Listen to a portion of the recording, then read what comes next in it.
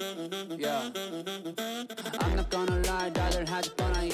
You're no longer paid to win. You're on the court to basically like look good and yeah, honestly be the entertainment, right? Yeah. There's not really the eat what you kill anymore. But that's not the issue for me. It never was. I was going to do the exact same thing essentially that I did, which was I sat there as a fan, turning on pickleball like I always do, and saw a complete tank job, piss poor effort for a dude that's making way more than he deserves to make, or any of us. Obviously none of us really deserve to make what we're making based on no media rights, making no money. The league makes no money, and yet, you have a guy going out there complaining about the lights and the venue, and that's the reason he doesn't try. Yeah, it went that the letter of the outcome didn't matter. All that mattered to me was as a fan, and then talking to people who were there and watching, they felt cheated. They felt like they didn't get a good show.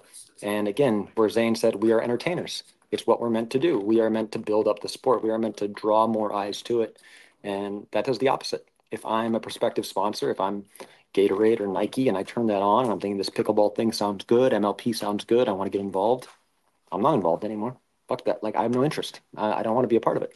So that's where I think the lack of accountability and the lack of understanding really is something that I think Colin needs to address. Because if you just harp on the fact that, oh, these were my thoughts and they weren't supposed to get out, yeah, I feel sorry for you. But what about the effort level you put forth? The way you disrespected your teammates, on national television, the way you rolled your eyes at them. Like, that's what needs to be addressed. That's the primary issue. And hopefully he sees that. There needs to be a protocol in place, a written rule that if we see you aren't trying, then the minimum fine is $20,000, or it can be based on your salary. So if you're making, $2 million a year, then 5% of your salary goes away. And that's part one of it. Part two of it is that when you have guaranteed contracts that are now in place and guys essentially aren't playing for money, they're just playing for potential clout and maybe sponsorships, then this is an issue you're going to run into all the time. Because if that match was for $50,000, I could guarantee you if there was shit on the court and he was slipping everywhere, he'd be trying his hardest because we're playing for 50 G's. But instead, it's an easy out for people. So that, it's a secondary issue and a secondary problem. But yeah, what I hope to get out of this, and the reason I've voiced my concern about it, is because, one, everybody's well overpaid, especially probably those two. And you have to have some protocol in place to make sure that people aren't doing it in the future. Mm-hmm. Yeah, the incentive structure is a tough one, right? Like, it was great for incentivizing us to sign on with the leagues, but not great for incentivizing us to be at 100% every single time. I mean, you and I have talked about the standards that we have. I mean, at a certain point, you had to play like 30 some tournaments for the entire year, which is more than we even have. Like, yeah, I had to readjust that one. Yeah, you're no longer paid to win. You're on the court to basically like look good and yeah, honestly be the entertainment, right? There's not really the eat what you kill anymore, with certain few exceptions. And obviously the better you do, you get better sponsorships and whatnot, but it's not as direct as it once was. No, and I think that's obvious, to be honest. If you're in it like we are, I certainly think that there's some people who have, just their mind and body don't allow them to minimize their effort. And then there are some that are like, fuck it, I'm going to get paid no matter what. Mm-hmm. Yeah, so there were, pretty much all their matches didn't look great, but there was one in particular where the Ranchers beat Carolina, and it was 4-0, and it was the worst loss in Major League Pickleball Premier this year. 100 points to 59 in total. But it's hard to do, man. It's hard yeah, to do. right. One of the matches too was against the Fives, Zane. When you guys were playing against them, was there conversation internally, like in the timeouts, like he doesn't even want to be here? Let's let's crush him or something. Like, was there any conversation about his attitude, and was it like as easy to perceive as it was sitting at home? Yeah, I mean, like we saw it over the weekend, right? But like, let's be honest, Ben is still the best player, and while it's a shrinking margin, he is the best player, and it's I would say not crazy close.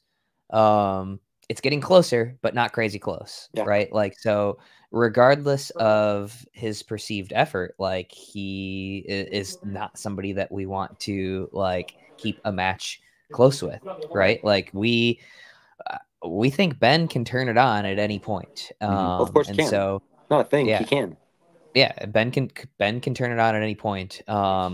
So yeah, I mean, like it was something that we were well aware of going in, but like what I told my team was, as soon as we start to bank on Ben or Colin tanking, is when we lose that match 3-1 because we get complacent. Like, so yes, we were aware of it, but we did not want to really even think about that whatsoever. And people can also play possum too. Like you never know. He's pouty, he's moody, and all of a sudden, you guys kind of let up for a second. 4 or 5 points go his direction, and then it's like, all right, I'm gonna let this fly for 15 minutes, and maybe he shows up again. You never know. Right. It didn't frustrate you though, like seeing them acting like nonchalant. Even in rec play, you play those players who are too cool to be out on the court, and they're acting like everything's so easy. And they don't want to show that they're making an effort. That always frustrates me. I think Same, Thomas. At one point, like Alshon, it seemed to fire him up. Because they were acting as if there was no threat. Like this was an easy match for them because they were so nonchalant.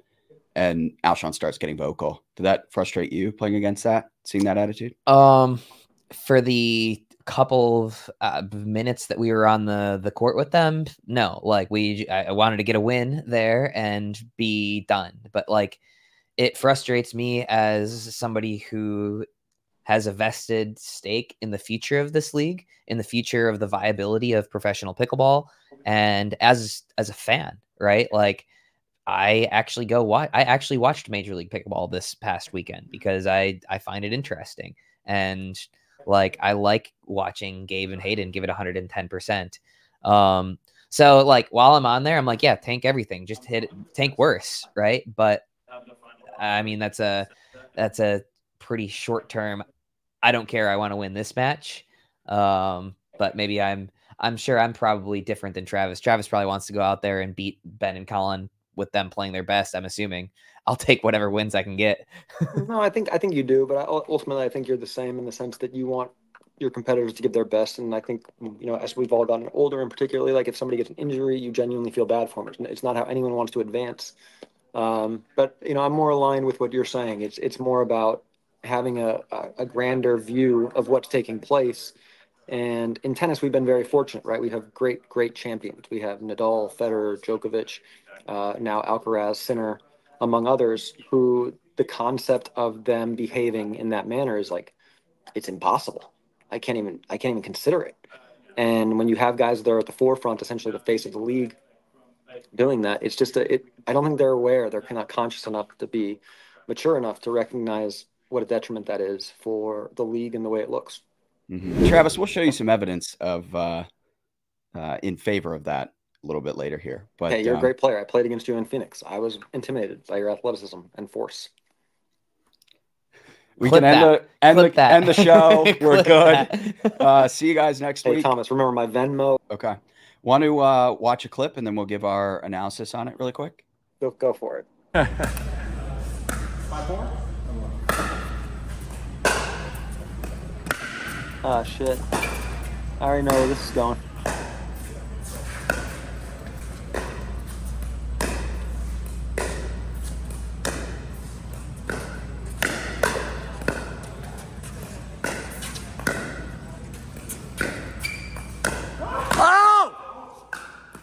Who's that guy in the kitchen?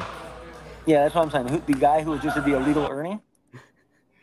Yeah. So, what's your take on that clip? What do you think? What do you think went wrong? What could you do better next time? What do I think went wrong? Damn. Quite a few things. One, I always tell myself not to take it easy on people. It was clear that I was really nice. Mm-hmm. Two, I think it was an illegal jump, probably 2-3 inches inside the kitchen line. How tall are you again? 6'4". No, honestly, it was a sick Ernie. I think you were clean on it, and I was pretty impressed with how explosive you were. Pickleball isn't just about the game; it's about how you play it. and how you play depends a lot on what you're playing with. Enter Warstick. Experts in winning gear have stepped up to the pickleball plate with show-stealing pickleball equipment. They've got paddles that speak volumes with every swing, gloves that grip success, and bags that are spacious, stylish, and scream quality. No matter your level, Warstick's got something that fits your game and style perfectly. I've said this before. I think Warstick has some of the best branding in pickleball. If you don't believe me, just go to their website, check out some of the paddles, some of the coolest designs that are out there. Gear up at warstick.com and use promo code DINK, all caps DINK, for 10% off all their pickleball products. Again, use promo code DINK for 10% off. With Warstick, it's not just the weapon, it's the warrior. warstick.com, code DINK for 10% off. Yeah.